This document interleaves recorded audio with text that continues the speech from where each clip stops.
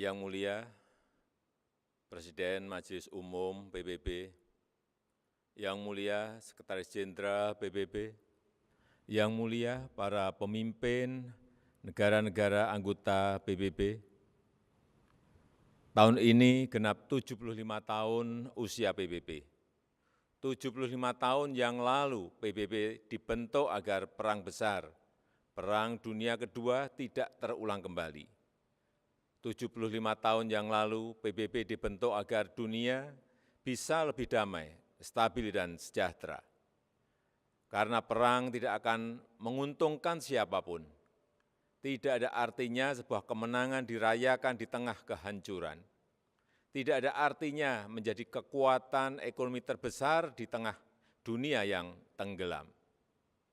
Pimpinan sidang yang terhormat, di usia PBB yang ke-75 ini, kita patut bertanya, apakah dunia yang kita impikan tersebut sudah tercapai? Saya kira jawaban kita sama, belum. Konflik masih terjadi di berbagai belahan dunia. Kemiskinan dan bahkan kelaparan masih terus dirasakan. Prinsip-prinsip piagam PBB dan hukum internasional kerap tidak diindahkan, termasuk penghormatan terhadap kedaulatan dan integritas wilayah. Kita semua prihatin melihat situasi ini. Keprihatinan kita menjadi semakin besar di saat pandemi COVID-19 ini.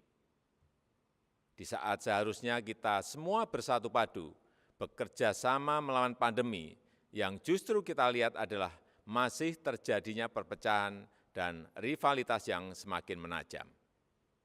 Padahal kita seharusnya bersatu padu, selalu menggunakan pendekatan win-win pada hubungan antar negara yang saling menguntungkan. Kita tahu dampak pandemi ini sangat luar biasa, baik dari sisi kesehatan maupun sosial ekonomi. Kita juga paham virus ini tidak mengenal batas negara. No one is safe until everyone is. Jika perpecahan dan rivalitas terus terjadi, maka saya khawatir pijakan bagi stabilitas dan perdamaian yang lestari akan goyah atau bahkan akan sirna. Dunia yang damai, stabil dan sejahtera semakin sulit diwujudkan. Yang mulia, tahun ini Indonesia juga merayakan kemerdekaan yang ke-75 tahun.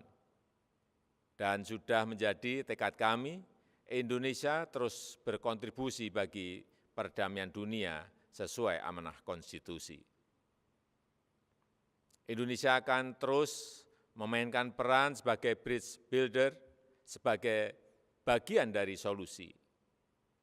Secara konsisten, komitmen ini terus dijalankan Indonesia, termasuk saat Indonesia duduk sebagai anggota Dewan Keamanan PBB.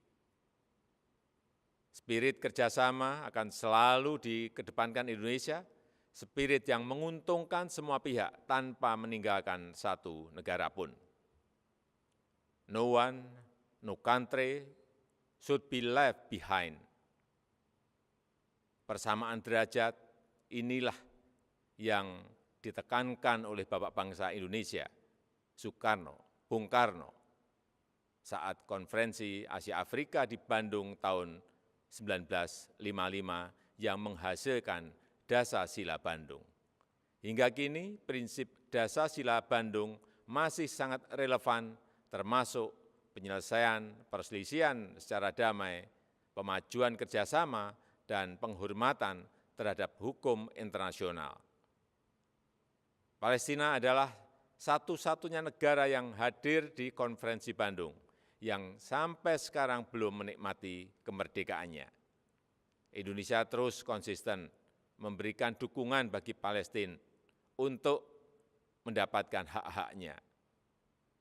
Di kawasan kami sendiri, bersama negara-negara ASEAN lainnya, Indonesia terus menjaga Asia Tenggara sebagai kawasan yang damai, stabil, dan sejahtera. Pada hari jadinya yang ke-53, 8 Agustus 2020 yang lalu, ASEAN kembali menegaskan komitmennya untuk terus menjaga perdamaian dan stabilitas kawasan. Spirit kerjasama dan perdamaian inilah yang kemudian didorong Indonesia ke kawasan yang lebih luas, kawasan Indo-Pasifik melalui ASEAN Outlook on the Indo-Pacific. Yang mulia, melihat situasi dunia saat ini, izinkan saya menyampaikan beberapa pemikiran. Yang pertama, PBB harus senantiasa berbenah diri, melakukan reformasi, revitalisasi, dan efisiensi. PBB harus dapat membuktikan bahwa multilateralism delivers, termasuk pada saat terjadinya krisis.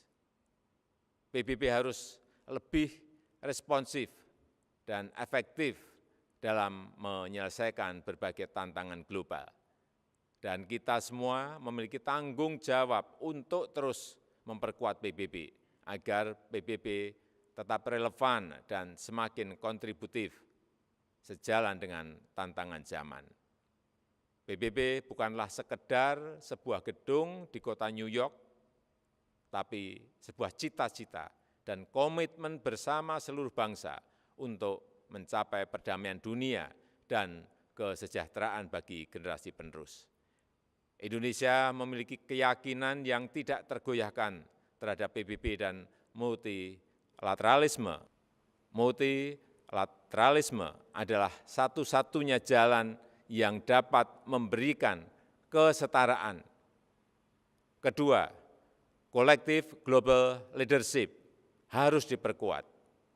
Kita paham bahwa dalam hubungan antar negara, dalam hubungan internasional, setiap negara selalu memperjuangkan kepentingan nasionalnya. Namun, jangan lupa, kita semua memiliki tanggung jawab untuk kontribusi menjadi bagian dari solusi bagi perdamaian, stabilitas, dan kesejahteraan dunia. Disinilah dituntut peran PBB untuk memperkokoh kolektif global leadership.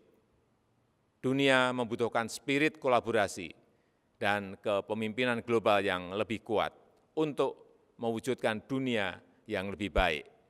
Ketiga, kerjasama dalam penanganan COVID-19 harus kita perkuat, baik dari sisi kesehatan maupun dampak sosial ekonominya.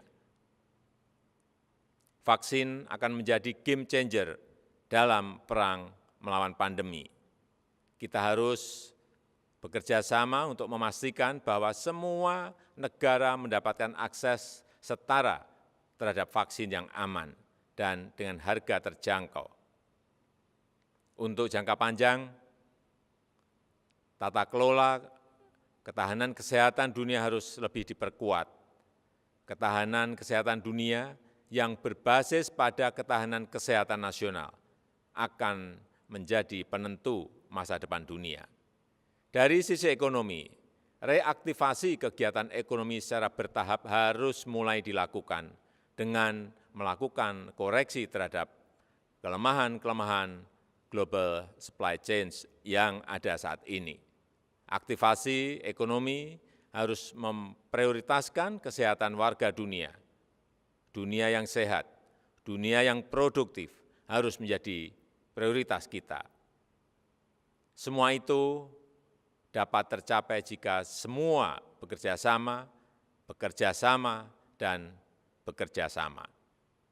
Mari kita memperkuat komitmen dan konsisten menjalankan komitmen untuk selalu bekerja sama.